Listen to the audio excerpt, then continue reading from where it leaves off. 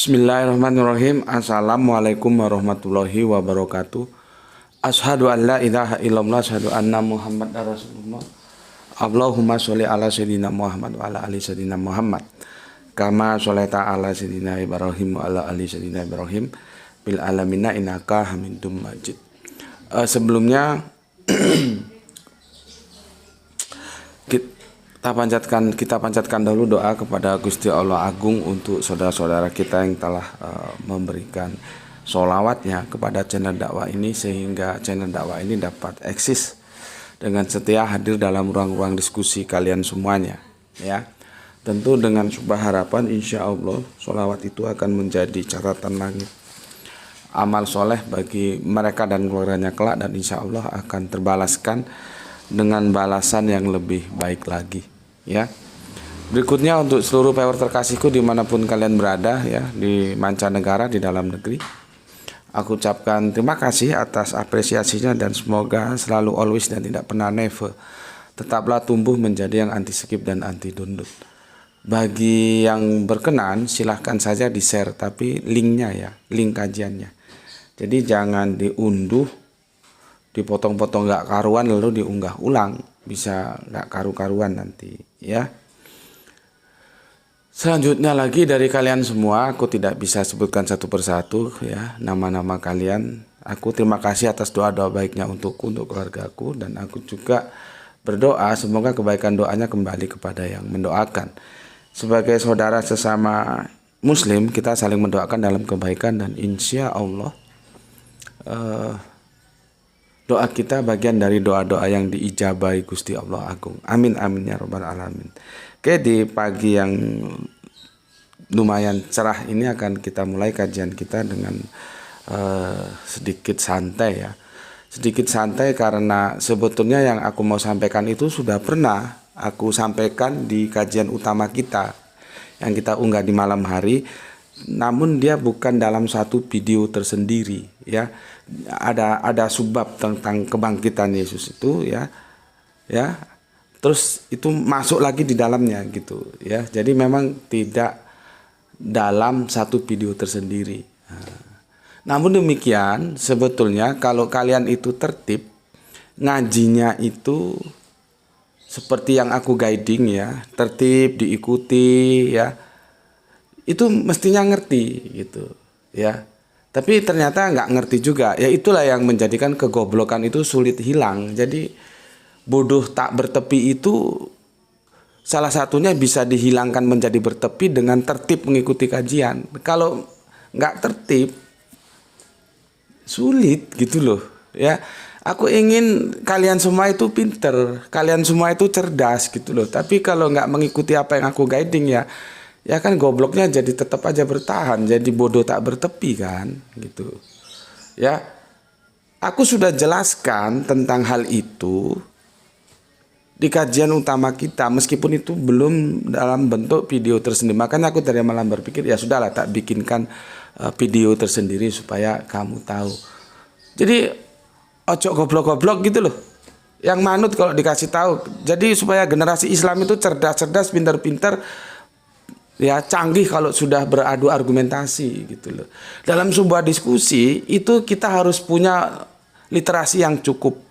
Setelah itu kita mampu mengelola literasi itu, ya. Jadi punya literasi pun kalau tidak mampu mengelola literasi itu, ya jadinya kita tidak bisa berdiskusi dengan baik. Apalagi tidak punya literasi, punya aja tapi tidak mampu mengelola, ya, bisa keblangsak, bisa mingkem cangkemmu, ya. Makanya kalau dikasih guiding, ikuti kajian ini dengan tertib. Itu tujuannya supaya semua peserta kajian di sini itu bisa cerdas, bisa pintar, bisa paham tentang Islam itu bahwa dia benar-benar unggul, gitu loh, ya. Kajian di sini nggak bisa asal comot, dia harus tertib mengikuti, ya. Aku sudah jelaskan. Kenapa aku sudah jelaskan? Itu ditanyakan karena kafir kan maunya remis. Kafir itu lihat dalam dimanapun, ya, di kajian-kajian virtual maupun head to head berhadapan muka, ketika dia pepet dan tidak bisa memberikan jawaban, dia berusaha mencari minimal bisa remis. Gitu loh. Itu sudah ciri khas. Karena apa? Karena memang nggak bisa. Islam itu apa ya? Sebuah naturali ya. Benernya itu memang benar. Bukan yang nggak benar dibener-benerkan. Makanya ketika aku kan sedikit membuka hati ya, bahwa Injil yang ada sekarang ini ya, Matius, Markus, Lukas dan Yohanes itu levelnya cuman sampai level hadis. Ya, tapi aku tidak mengerucutkan, padahal teman-teman yang galak-galak tuh mengerucutkan. Oh, tapi lihat dulu, Gus, hadis itu juga banyak levelnya. Jangan-jangan hadis doib. Ya, mereka benar juga. Cuman aku kan tidak sampai ke sana, memberi hati lah. Ya, orang aku ngomong bahwa Injil itu pelaporannya itu setingkat hadis saja, teman-teman Kristen banyak yang nggak terima. Padahal itu sebuah langkah yang aku lakukan untuk memposisikan apa yang mereka katakan itu adalah benar-benar kitab suci, itu bisa aman, bisa tetap terhormat gitu loh. Karena kalau diposisikan sebagai kitab suci, dia menjadi tidak terhormat karena kitab suci tidak bisa salah. Nah, ini ternyata ada yang salah. Nah, supaya dia tetap terhormat, katakan saja dia hadis. Gitu ya, coba kamu garis bawahi dalam diskusi apapun, coba kita lihat ketika kafir-kafir itu terdesak dan dia menemui no way out, tidak ada jalan keluar atau buntu, dia berusaha untuk mencari remis ya. Oke, sebelum itu aku baca dulu komen yang masuk dari kalian ya, nanti kelupaan lagi ya. Oke. Pertama dari Satria Bagus, Jaksel nyimak Gus. Oke, terima kasih Satria Bagus. Semoga tetap bagus. Bagus orangnya, bagus kelakuannya, bagus hatinya, bagus amalannya ya. Karena dia sudah mengklaim Satria Bagus, maka harus bagus ya. Itu klaim itu kan ada tanggung jawab. Jangan ngeklaim Satria Bagus kelakuannya kayak setan. Jadi nggak connect ya. Sudah berani mengklaim Satria Bagus ya harus bagus ya. Dan aku suka kalau di sini kalian semua menjadi generasi-generasi Islam yang bagus-bagus gitu. Oke, kemudian Gispati soleha kita alhamdulillah hadir, insya Allah paham penjelasannya Tuan Guru, salam Isra dari Palu. Alhamdulillah, membahagiakan aku ya. Jadi kalau aku menjelaskan dan kalian paham itu aku dingin gitu, membahagiakan aku. Cuman pesanku yaitu jangan pengetahuan itu berhenti di kamu saja, sampaikan kepada yang lain ya. Karena zakatnya seperti itu, zakat ilmu itu diajarkan. Kalau kamu tidak mengajarkan apa yang kamu ketahui, kamu belum bayar zakat. Nah, sama ilmu jangan pelit-pelit. Nanti Allah itu kalau kamu mengajarkan suatu ilmu, Allah akan memberi kamu ilmu yang baru lagi. Gitu. Jadi jangan khawatir. Ya. Oke, terima kasih Gispati ya. Salam Isra untuk semua saudaraku yang ada di Palu ya. Berikutnya Kang Mas Abdul Muluk. Assalamualaikum, Deli Serdang izin nyimak Gus. Semoga hari ini kita semua diberikan kesehatan dan keberkahan oleh Allah Subhanahu wa taala. Amin amin ya rabbal alamin. Dilanjutkan Kang Juwanto Anto ya. Alhamdulillah Cirebon hadir Gus. Salam Isra. Oke, salam Isra juga untukmu. Dilanjutkan Kang Sahran Gipari menyimak setelah 1 jam tayang. Hari Ahad ini cuaca cerah dan terang. Alhamdulillah. Salam Isra untuk Kang Sahran Gipari yang ada di Bandung Utara, sisi barat. Kita lanjutkan ke Kang Wahyu di Junaidi yang ada di Singosari. Assalamualaikum Gus. Waalaikumsalam. Ikut nyimak kajian sambil nikmati pisgor. Salam Isra. Oh, mantap sekali pisgor itu ya. Pisang goreng. Pisang goreng itu kesukaanku sejak dahulu kala, sejak kecil ya.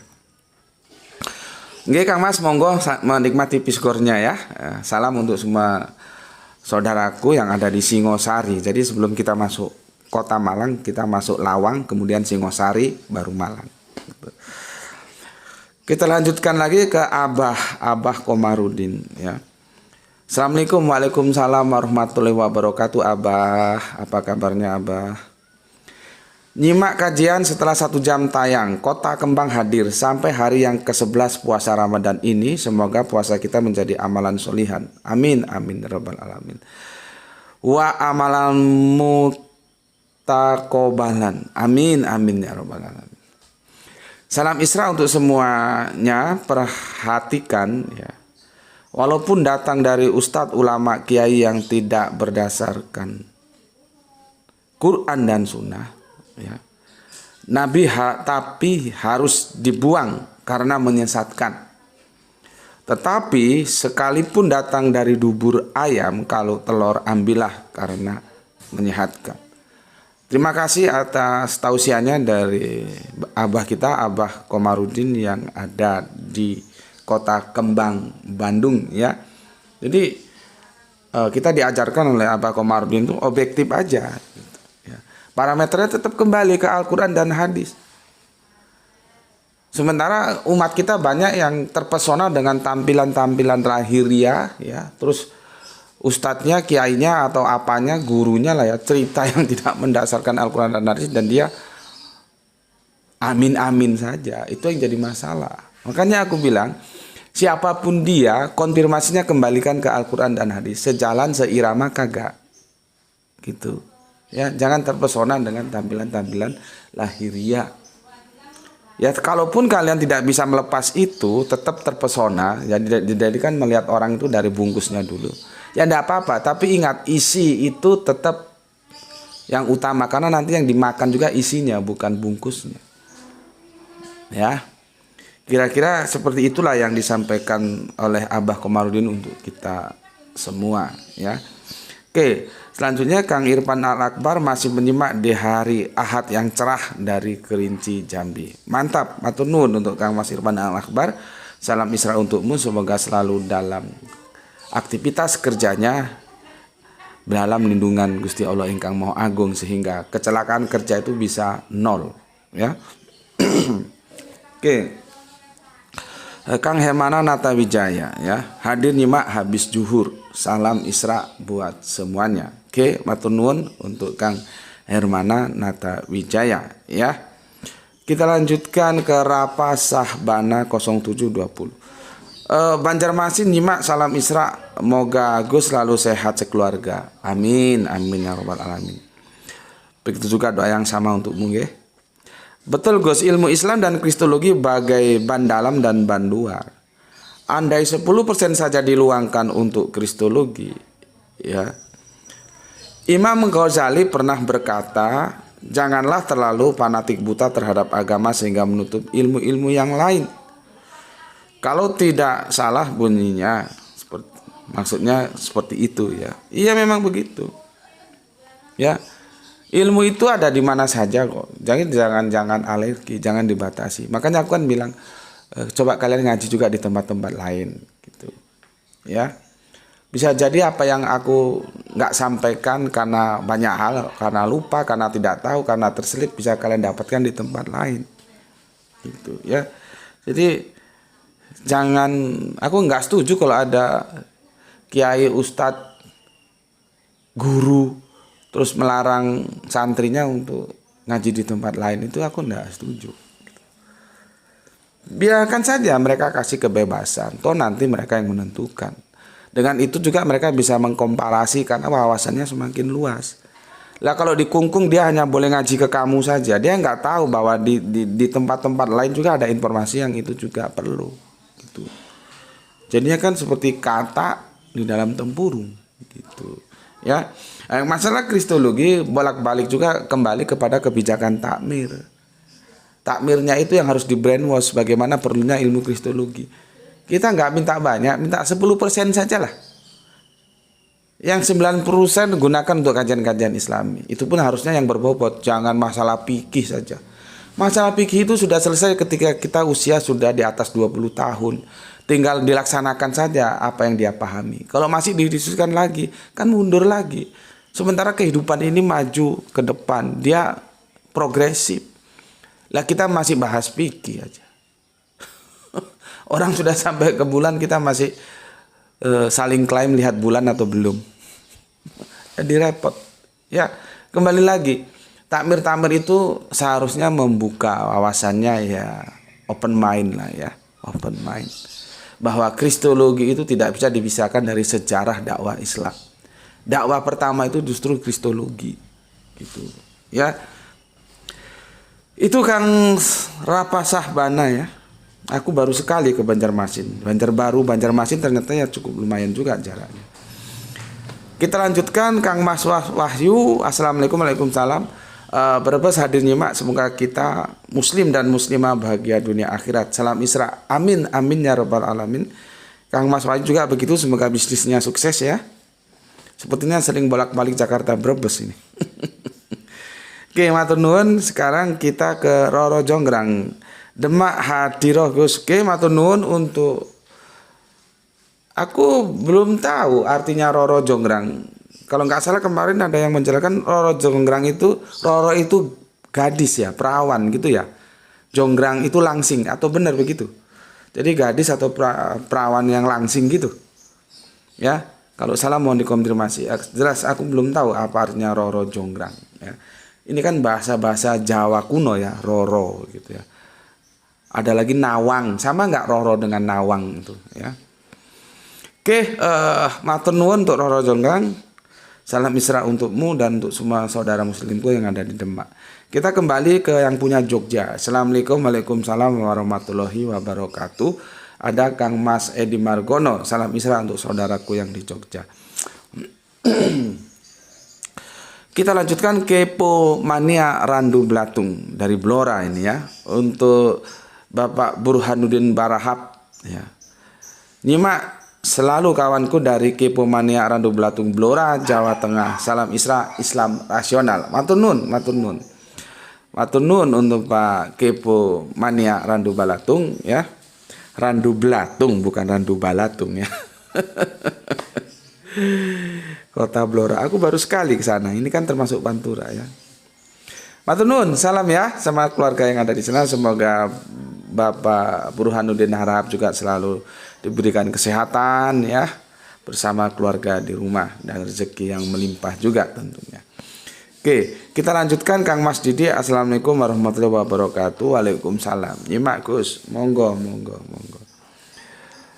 Nah ini Roro Jonggrang, terima kasih, dia sudah konfirmasi WA Gus Beti ini, sampai dia ngalang-ngalain ditulis seperti ini: 08 5 3 3 4 7 9 0 5 4 5.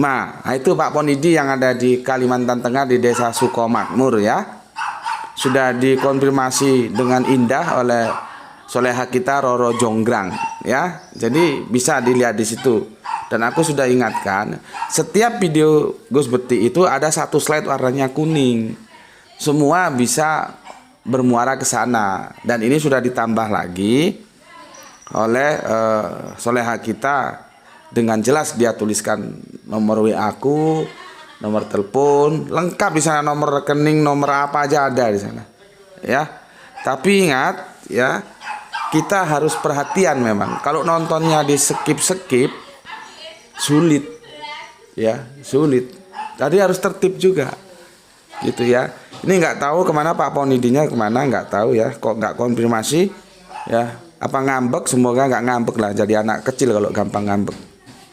Ya biasa itu. Aku kalau nggak suka marah ya marah, selesai sudah gitu ya.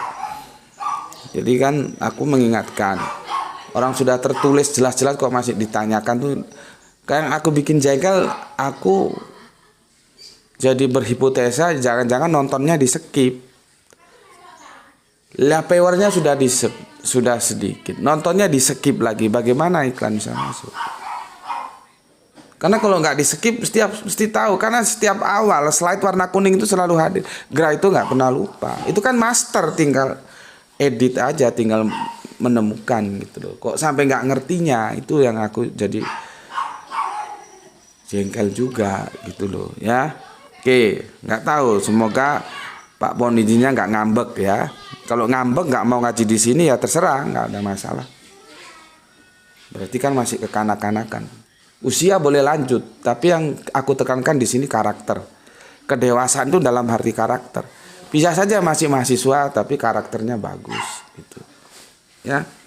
Kita tunggu aja. Oke, sekarang Kang Samsul Yatim alhamdulillah gelar tikar dan oke, Roro Jonggrang matur nuwun nggih, matur nuwun, terima kasih sudah dikonfirmasi nomor WA-nya. Jadi aku bukan orang yang lempar batu sembunyi tangan, yang nggak jelas, yang hanya ada suaranya, yang pakai kartun, enggak, itu sampah yang seperti itu.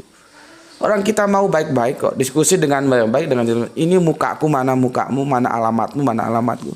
Kita diskusi dengan baik-baik, dengan hormat, bukan menghujat, bukan saling menyakiti, enggak. Parameternya akademis, benar ya benar, salah ya salah. Ketemu ya alhamdulillah, nggak ketemu ya sudah, saling menghormati aja. Jadi aku bukan orang yang without identity, bukan yang tanpa identitas. Gitu. Ya. Mau datang ke sini siapapun silahkan kalau konfirmasi dulu, tapi jangan ke rumahku. Nanti kita ketemu di kafe aja. Karena apa? Rumahku tidak kondusif untuk menerima tamu. Bukunya berantakan semua. Rumahnya kecil. Ya. Tapi monggo kalau mau datang. Yang kafir, yang Islam monggo, nggak ada masalah. Gitu. Ya. Jadi aku bukan orang yang bersembunyi. Oke, Kang Samsul Yatim, alhamdulillah gelar tikar dan salam Isra. Oke, Hatta Jultumur Makobir. Makobir, kuburan-kuburan ya. Kalau makobir itu dia jamak. Kalau kubur itu mufrad ya. Ayat ini sering saya baca ketika lagi pengen sesuatu, karena keinginan itu belum tentu sesuai dengan ridha Allah. Sering saya kecewa karena menuruti keinginan. Nah, kan kita dapat pengalaman dari saudara kita juga, kan bagus itu ya. Jadi ketika keinginan kita sama dengan keinginan Allah, itulah yang disebut taufik. Kalau hidayah itu ya petunjuk. Cuman ada namanya taufik hidayat. Ditanyain taufik itu apa, hidayat apa, gak ngerti juga, ya goblok juga. Dia dikasih nama bagus sama orang tuanya kok nggak tahu artinya apa. Masalahnya orang tuanya juga belum tentu tahu. Itulah kita artinya. Kita perlu belajar, bukan hanya sekedar pandai membaca, tapi tahu artinya apa. Sehingga arahnya itu, jeluntrungnya itu kata orang Jawa, kemana muaranya kita tahu. Jangan namanya taufik hidayat. Taufik itu apa? Nggak tahu. Hidayat nggak tahu. Hidayat itu petunjuk. Kalau taufik itu ketika maunya kita sama maunya Allah itu ketemu. Oh cakep udah. Aku mau punya rumah, Allah juga mau aku punya rumah. Subhanallah, itu nggak ada yang sulit seperti Ranti. Makanya soleha kecilku, bidadari kecilku aku kasih nama Ranti. Ranti itu buah tomat yang kalau sudah masak dipejet pelan gitu aja dia bisa pecah. Jadi ora suwe kaya mijet wohe ranti. Nah itu biar si Irfan Al-Akbar menjelaskan, itu sastra Jawa. Jadi kalau Allah punya mau sama dengan kita punya mau, itu ora suwe kaya mijet wohe ranti. Cepat. Gitu loh. Yang masalahnya kadang-kadang mau kita sama mau Allah itu beda. Kita mau ke kanan, Allah mau ke kiri, ya terus terang yang jadi ya maunya Allah. Seperti itu ya. Ya itu yang dialami dalam kehidupan Kang Mas kita ya, Kang Samsul Yatim. Maka untuk menetralkan suasana yang supaya bisa menerima keadaan, maka dibacalah Hatta Jultumur Makobir. Gitu. Ya. Oke. Berikutnya Kancana Rika. Maaf Gus, itu yang dibaca komen kapan ya? Itu aduh. Ya komen yang kemarin Thomas, itu sudah dijelaskan sama Roro Jonggrang itu. Ya, komen yang kemarin. Jadi kan yang kemarin komennya hari ini, nah, hari ini komennya lusa dibaca gitu ya. Memang kadang-kadang juga ada yang terselip satu apa ya, komen kemarin tidak dibaca dulu karena waktunya nggak ada. Memang tapi jarang, biasanya komen kemarin langsung dibaca kecuali kondisional tertentu. Makanya itu kalau tertib ikut kajian seperti ini nggak ditanyakan gitu. Ya. Oke, itu komentar kalian. Sekarang aku akan menjelaskan kepada kamu, ya. Dan aku bawa dalam suasana santai, artinya tidak aku tulis karena itu sudah ada di kajian utama, tinggal hunting saja di sana. Ya, meskipun itu dalam sub video, ya, jadi sulit dicari memang, tidak video tersendiri. Tapi sudah aku jelaskan. Kenapa sudah aku jelaskan? Karena pernah ditanyakan, gitu loh. Ya, aku ingatkan. Prinsipnya, memang pengalaman itu perlu. Aku bisa ngomong begini karena sudah pengalaman sejak dahulu kala. Dalam sebuah diskusi-diskusi apologetik Islam dan apologetik Kristen, ketika Kristen menemui no way out, jalan buntu, dia berusaha untuk cari remis. Dia berusaha untuk cari remis. Minimal sama, gitu loh. Padahal ya kalau kita tahu tidak sama. Cuman untuk mengatakan, oh tidak sama, ya, itu harus kita punya literasi. Aku kan kemarin berawal ceritanya begini. Aku sengaja pura-pura tidak tahu karena ingin menggeret dia dalam diskusi tentang siapa yang memberitahu. Maka aku bilang, ya, bagaimana itu Paulus bisa mengklaim bahwa yang diketemuin itu Yesus? Itu kan klaim sepihak. Dan semua orang percaya bahwa dia, oh gue udah ketemu Yesus. Dan pelaporannya juga belepotan. Yang satu bilang melihat tidak mendengar, yang satu mendengar tidak melihat. Dan itu nggak bisa dirukunkan. Sampai yaumul akhir nanti nggak bisa dirukunkan. Itu harus salah satu dikorbankan, mana yang salah. Lah kitab suci kok ada kesalahan. Tapi kalau dia dilepelkan hadis kan aman, gitu loh. Ya, hadis itu tidak semuanya benar. Dan kita bisa maklumi. Kalau kitab suci harus 100% benar. Kalau ada kesalahan dia bukan kitab suci. Pelaporan Paulus bahwa ada yang melihat tidak mendengar, yang satunya mendengar tidak melihat, itu tidak bisa dirukunkan. Sampai otakmu jungkel tidak bisa. Aku mengatakan, bagaimana kalian bisa menerima saja bahwa dia ketemu Yesus? Orang dia nggak pernah ketemu Yesus kok. Paulus itu kan nggak pernah ketemu Yesus dalam kehidupan aktual. Meskipun umur mereka sebetulnya tidak terlalu jauh juga. Tapi sejarah menjadikan mereka memang terpisah, tidak pernah berinteraksi. Jadi Paulus itu jangan kalian bayangkan seperti 12 murid yang berinteraksi langsung dalam kehidupan Yesus. Enggak begitu. Paulus ini orang luar, gitu loh. Atas jasa, ceritanya panjang ya, atas jasa Barnabas. Ya, nah aku memang ngomong karena aku ingin menjebak supaya dia menyatakan sendiri. Ternyata dia memang menyatakan sendiri si kafir itu. Paulus itu tahu karena Yesus memberitahu bahwa dia adalah Yesus. Benar. 100%. Aku memang menjebak untuk dia masuk ke sana dan dia masuk. Artinya dia sendiri sudah mengatakan, Paulus tahu karena diberitahu. Ya, oke. Nah, sekarang aku bawa kasus itu, ya. Lalu bagaimana kisah tentang Yesus dimuliakan, ya, di atas gunung. Itu perikopnya Yesus dimuliakan di atas gunung. Aku nggak usah tulis karena di kajian utama sudah ditulis ya. Matius 17 ya. Matius 17 itu mulai ayat 1 sampai terus ya. Nanti Markus 9 2 13, Lukas 9 28 sampai 36. Ini masalah yang sampai sekarang nggak bisa diketemukan. Jangankan yang kelas-kelas coro itu, pakar Alkitab sendiri nggak bisa menyelesaikan. LA ini nggak bisa menyelesaikan. Kenapa yang di sini dibilang 6 hari? Kenapa yang di lainnya ya 6 hari itu kan ada di Matius sama di Markus. Tapi Lukas bilang 8 hari setelah pengajaran. Nggak bisa ketemu itu, ya.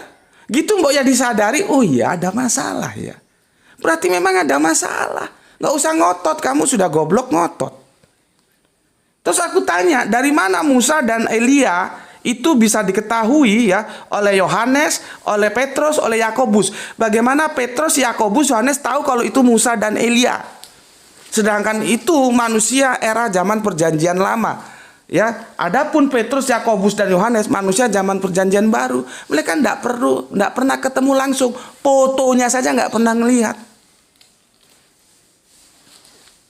Fotonya Musa nggak pernah lihat karena pada waktu itu tukang foto juga nggak ada karena teknologi foto juga belum diketemukan. Kok bisa ngomong di pelaporannya itu Elia, itu Musa? Dari mana murid-murid tahu? Kan ini ngaco. Kalau yang tadi kita sudah jadikan clue, sudah menjadikan fundamental. Paulus tahu karena Yesus memberitahu bahwa dirinya Yesus. Nah, kalau di sini ada nggak? Ada nggak Musa dan Elia memberitahu kepada Petrus, kepada Yohanes, kepada Yakobus bahwa dia adalah aku Musa, satu lagi aku Elia? Ada nggak? Nggak ada. Baca, ini kan data aktual ini, yang nggak bisa lari. Ya sudah, ini kamu baca coba. Ada nggak pengakuan? Sehingga pertanyaannya menjadi aneh ini ayat. Belum lagi yang 6 dan 8 tadi nggak bisa ketemu. Ditambahin lagi di sini menjadi aneh. Nampak bahwa ini adalah karangan. Memang ini dikarang ceritanya. Tapi masalah apa tidak? Ya sudah, kita terima saja. Itulah caranya penulis-penulis Injil itu akan mengangkat Yesus. Nggak apa-apa, nggak masalah. Cuman itu jangan dianggap faktual. Karena ini nggak faktual. Itu loh. Ini sebuah upaya pengarang-pengarang Injil itu ingin memposisikan Yesus dalam posisi yang unggul. Karena dia harus disejajarkan dengan nabi-nabi terdahulu. Yang disegani nabi-nabi terdahulu oleh orang-orang Yahudi adalah Musa, adalah Elia. Maka dia harus dibikin sejajar. Karena Yesus ini mau dipasarkan gitu loh. Tapi jangan menganggap bahwa peristiwa ini aktual. Ini nggak aktual. Karena ada cacat dalam pemberitaannya. Dari mana murid-murid Yesus bisa tahu bahwa dia Musa dan dia Elia? Padahal Musa dan Elia tidak pernah menjelaskan dirinya sebagaimana Yesus menjelaskan dirinya kepada Paulus. Itu masalahnya. Lalu si kafir, seperti aku bilang tadi, kafir itu kalau sudah terdesak dia berusaha semampu mungkin. Jadi berputar-putar nggak karuan seperti gasing itu untuk remes. Caranya remes bagaimana? Dia mengatakan, lalu bagaimana Muhammad ketika di Gua Hira? Bagaimana Muhammad dia tahu bahwa itu Jibril? Pir, gue kasih tahu Pir ya, sudah gue jelasin itu. Ini yang Islam juga biar nggak goblok, biar tahu kalau diskusi. Sudah dijelaskan goblok aja. Mingkem cangkemu nggak iso mangap. Karena literasimu rendah. Karena apa? Nontonnya tidak tertib. Aku ingin kalian itu yang Islam cerdas-cerdas gitu loh. Buatlah hatiku senang dengan cara kamu cerdas. Kalau kamu goblok kan jadi gregetan juga aku. Padahal sudah aku jelaskan. Aku jelaskan ya. Ini yang kafir juga dengarkan. Ya. Di video itu juga sudah aku jelaskan, bisa ditonton ulang. Ya. Kanjeng Nabi Muhammad itu nggak tahu siapa yang ditemuinya. Makanya dia pulang dalam keadaan takut. Siapa yang ketemu dia itu dia nggak tahu. Dan dia tidak mengatakan si A, si B, si C. Tidak. Jadi jangan seolah-olah kamu terus mau remes. Lah itu Muhammad bagaimana tahu kalau itu Jibril? Muhammad nggak tahu. Tahu Fir? Kafir kamu tahu? Muhammad nggak tahu kalau itu Jibril. Makanya dia ketakutan pulang. Disitulah peran seorang istri yang selalu mendukung, bersolawat atas perjuangan suaminya. Dia membangun ya kepercayaan suaminya dengan menghibur. Oh tidak, kamu orang baik, tidak ada yang mencelakakan kamu. Selimuti aku ya Hadijah, selimuti aku ya Hadijah. Bunda Hadijah dengan sigap mengambil selimut dan menyelimuti suami tercintanya. Itu istri yang begini yang cakep. Istri yang cakep tuh dia selalu mendukung apapun perjuangan suaminya. Bukan justru main di belakang pundak suaminya. Itu istri minta diinjek mulutnya itu. Jadi kita tahu bagaimana prototipe Bunda Hadijah ini benar-benar memberikan sholawat tanpa reserve kepada perjuangan Nabi. Makanya kan aku pernah cerita sampai Kanjeng Nabi main di teras itu duduk gitu sore-sore berdua gitu. Nggak ngapa-ngapain. Kanjeng Nabi cuma ngeliatin aja Bunda Hadijah itu. Sampai-sampai Bunda Hadijah meskipun itu suaminya sendiri agak tersipu malu. Tanya, kenapa ya Rasulullah engkau melihat aku begitu? Dijawab dengan jujur oleh Kanjeng Nabi. Subhanallah, bagaimana cintanya Kanjeng Nabi kepada Bunda Khadijah. Jawabnya apa? Kanjeng Nabi tidak pernah melupakan jasa Bunda Khadijah. Itulah yang aku contoh dari nabiku. Makanya setiap pembukaan ini kita sampaikan rasa terima kasih kita terhadap saudara-saudara kita yang bersolawat. Jangan sampai kita melupakan jasa orang lain terhadap perjuangan kita. Kanjeng Nabi juga begitu. Lalu apa katanya? Ya Khadijah, kalau bukan karena engkau, aku tidak jadi nabi. Clear jawabannya. Ya. Oke, kita kembali ke fokus. Ya. Setelah menggigil, ya, ketakutan diberikan support. Enggak, kamu tuh orang baik, tidak ada yang mencelakai kamu. Aku kedinginan ya Khadijah. Oke, diselimuti sama Bunda Khadijah. Dan setelah itu Bunda Khadijah mengajak suaminya, ya pada waktu itu ya sudah Nabi kan, sudah menerima firman, ya, tapi belum diwisuda kan, nanti wisudanya di Lailatul Qadar. Kamu lihat penjelasanku tentang Lailatul Qadar. Sebenarnya sudah lengkap semua, tinggal kalian malas apa enggak belajar. Diketemukan adalah Naufal dengan Naufal bin Warokah, yaitu sepupu dari Bunda Khadijah. Ya, kamu mau lihat?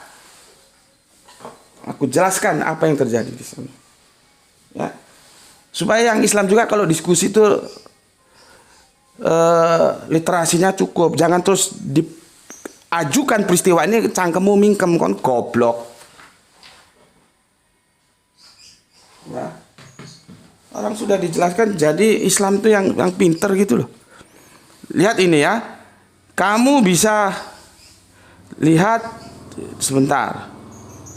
Ini kisah Waraqah bin Naufal, non muslim yang kenalkan malaikat Jibril kepada Rasulullah. Jadi taunya itu Jibril itu setelah Rasulullah diberitahu oleh Waraqah bin Naufal. Jadi jangan, ini kafir kan ingin membangun, ini remes nih, sama-sama nggak tahu kenapa kok Muhammad bisa tahu itu Jibril. Sama dengan kenapa Petrus dan Yakobus dan Yohanes kok tahu itu Musa, itu Elia, padahal mereka tidak memberitahu. Kan maunya begitu. Lain bos, levelnya beda. Ini suatu bukti. Level kitab suci sama level sejarah saja sudah kalah. Makanya aku kan harus berbesar hati. Ya sudahlah, nggak perlu di breakdown lagi. Makanya kalau ada teman-teman yang membreakdown, aku no comment. Teman-teman itu galak, mereka breakdown. Iya Gus, Injil itu setara dengan hadis, tapi lihat dulu hadis yang mana. Bisa remuk ini kalau diuji dengan hadis yang mana, karena sanadnya tidak jelas. Gitu loh ya. Diadu dengan sejarah saja nggak level. Lihat ini sejarah bilang apa. Ini tajuknya ini. Jelas ya. Kisah Waraqah bin Naufal, non muslim, ya sebetulnya kafir. Kafir itu bukan sebuah hinaan. Ini loh yang sulit aku harus perjuangkan, memberantas kepada mereka yang mengatakan non muslim. Nggak ada ya ayuhan non muslim itu nggak ada.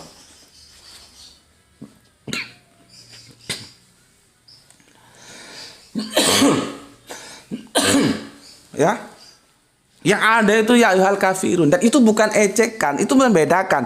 Kami menerima terhadap Islam, kalian menutup Islam. Jadi bukan ejekan, ya. Oke, kisah Waraqah bin Naufal, kafir yang kenalkan malaikat Jibril kepada Rasulullah. Jadi dari mana Rasulullah tahu itu kalau itu Jibril? Karena diberitahu oleh Naufal bin Waraqah. Waraqah bin Naufal, sepupunya dari Bunda Khadijah. Ini orang berilmu, dia selevel dengan Bahiro nanti. Maka karena di Al-Quran kan sering tanyakan kepada orang-orang yang tahu. Jadi kita tidak alergi meskipun kafir, kita menuntut ilmu pada kafir boleh seperti ini. Jadi menuntut ilmu jangan dibatasi gitu. Gue ada kajian Hindu, Buddha, Kristen terbagi dua, Katolik, Protestan atau apapun gue ikuti. Masalah nanti gue terima atau gue tolak itu kan urusan gue, ada ya gue yang nyari. Nah ini jasa daripada seorang kafir, Waraqah bin Naufal. Sekali lagi, kafir itu bukan ejekan, ya, itu pembeda saja antara yang menerima dan menolak, membuka dan menutup, gitu loh. Ya, ya sudah jelas ya bahwa nggak sama dengan kasus ketika Yesus dimuliakan di atas gunung, nggak level gitu loh. Jadi kalau kamu diajukan kisah ini untuk memberikan remis seolah-olah sama dong. Itu Muhammad dari mana tahu Jibril? Kok dia tahu Jibril? Muhammad tidak tahu. Beda dengan catatan Injil. Gitu ya. Jadi cangkemmu nggak mingkem kalau disuguhi cerita ini, sejarah ini. Kamu bisa menjelaskan, bisa tampil elegan dalam sebuah diskusi-diskusi gitu. Ya. Lihat ini aku bacakan langsung ya karena waktunya sudah mepet. Kameramen kita harus berangkat sekolah ya. Sebetulnya di sana juga sudah ada ya. Coba aku nggak apa-apa lah. Aku sebentar ya.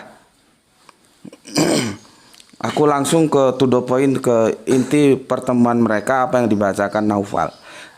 Ya. Sebentar. Tapi justru nanti setelah gini. Aku jelaskan dulu. Justru nanti setelah dikasih tahu bahwa yang menemui itu adalah Namus, Jibril ya. Ada ekor penjelasan yang itu justru membuat Kanjeng Nabi tersentak. Ya, kita ikuti. Gini ya. Khadijah berkata kepada Warakah, ini sepupunya ya, mereka satu nenek. Wahai anak pamanku, dengarkanlah cerita anak saudaramu ini. Indah sekali ya sastranya, ya. Wahai anak pamanku, Naufal enggak begitu. Ya, enggak Warakah juga enggak begitu ya. Jadi begitu. Nabi juga kan sering dibegitukan, wahai anak saudaraku, gitu ya. Ya itu mungkin budaya juga begitu ya, Barat Tengah seperti itu, dan itu bagus-bagus saja. Dengarkan, Khadijah berkata kepada Warakah, wahai anak pamanku, dengarkanlah cerita anak saudaramu ini. Itu kan nyeresep, jadi kita satu saudara gitu ya. Warakah bertanya kepada Nabi, wahai anak saudaraku, sebuah keakraban dibalas dengan keakraban. Wahai anak saudaraku, apa yang kau lihat? Ya. Lalu Nabi menceritakan apa yang beliau lihat dan alami di Gua Hira. Kemudian Warakah berkata lagi kepada Muhammad, itulah Namus, yaitu Jibril maksudnya. Jadi sejak saat itu baru Kanjeng Nabi tahu. Kenapa Kanjeng Nabi tahu? Karena diberitahu oleh siapa? Oleh Warakah bin Naufal. Ketika turun dari gua, pulang ke rumah, dia tidak tahu dan ketakutan. Beda kasusnya dengan Yohanes, Yakobus, siapa lagi itu muridnya? Ya, bagaimana dia tahu kalau itu Elia dan itu Musa? Ayo jawab. Jangan kamu samakan itu dengan sejarah ini. Di sini jelas karena tahu Kanjeng Nabi Muhammad diberitahu oleh Naufal. Itulah Namus, Jibril yang pernah diutus Allah kepada Musa. Di sini Kanjeng Nabi puas tapi tidak kaget. Yang kaget itu yang berikutnya. Mudah-mudahan aku masih hidup di saat engkau diusir kaummu. Coba. Jadi peristiwa hijrah Kanjeng Nabi mendapat penolakan yang sangat berat di Makkah itu sudah terbaca, sudah dinubuahkan oleh Bapak Warakah bin Naufal. Ini yang membuat Kanjeng Nabi terkejut. Jadi fokusnya jadi berubah ke situ. Ya.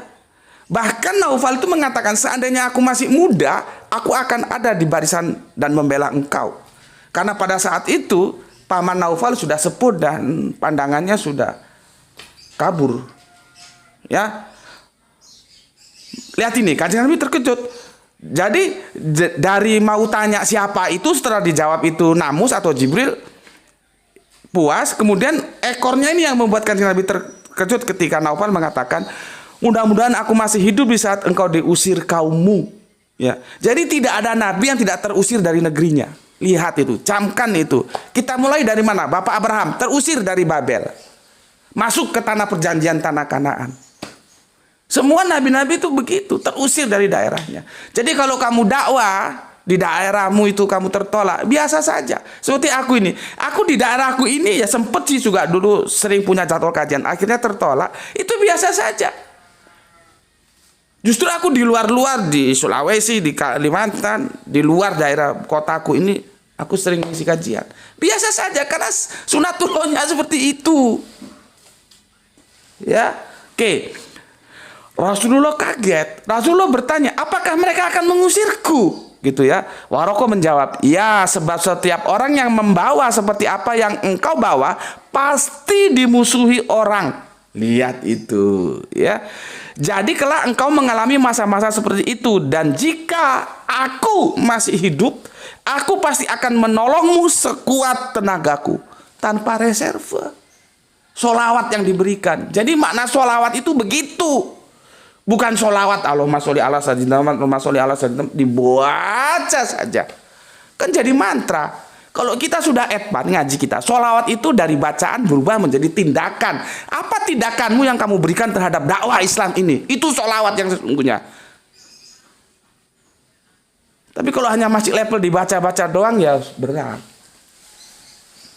Ya, jika aku masih hidup, aku pasti akan menolong sekuat tenagaku. Namun karena usianya yang sudah tua dan belum sempat mengalami dakwah Nabi, ya, dalam menyampaikan wahyu tidak lama kemudian Waraqah bin Naufal wafat. Semoga Allah merahmati tidur panjangnya. Tuh. Ya, jelas ya, jelas kan di sini. Jadi jangan samakan dengan cerita dalam Bible, dalam Perjanjian Baru, ya. Matius 17, aku ulangi lagi, ya. Aku ulangi lagi, ya. Dari mana Petrus, Yakobus dan Yohanes tahu? Ini cerita memang dikarang untuk menaikkan bergainingnya Yesus, gitu loh. Kamu belajar Bible juga nggak paham-paham. Kenapa? Karena mau dipasarkan terhadap orang Yahudi. Siapa yang paling disegani? Di antaranya Musa dan Elia. Maka dibikinlah sebuah cerita Yesus dimuliakan di atas gunung. Apa itu faktual? Tidak. Kalau faktual bagaimana Petrus dan Yakobus bisa bersama Yohanes bisa tahu orang Musa dan Elia tidak memperkenalkan dirinya kok? Gitu loh. Jadi aku ini berusaha menenteramkan hati kalian semuanya, yang Islam dan yang kafir. Tidak apa-apa, ini diterima tidak apa-apa, tapi kita harus tahu duduk masalahannya, itu loh yang penting. Kan kita di sini bukan menghujat, mengejek, enggak. Kita memaparkan duduk permasalahan secara ilmiah akademis itu seperti apa. Begini loh. Gitu. Jadi semoga sama-sama paham kalian semuanya ya, sehingga kalau diskusi itu literasinya dicukupi dulu. Sampai di sini dulu ya, karena kameramen kita akan segera masuk sekolah ya. Pesan dari aku, jaga Allah, jaga kanjeng Nabi, jaga sholatmu, jaga iman Islammu dalam sebuah keindahan dalam hatimu, tapi tetap memberi hormat kepada saudara-saudara kita yang memilih jalan lain ya. Mereka tetaplah saudara kita. Ya, semoga mendapatkan keberuntungan, yaitu rezeki yang barokah dan kesehatan yang prima. Salam Isra dari aku. Bismillahirrahmanirrahim. Alhamdulillahirabbil alamin.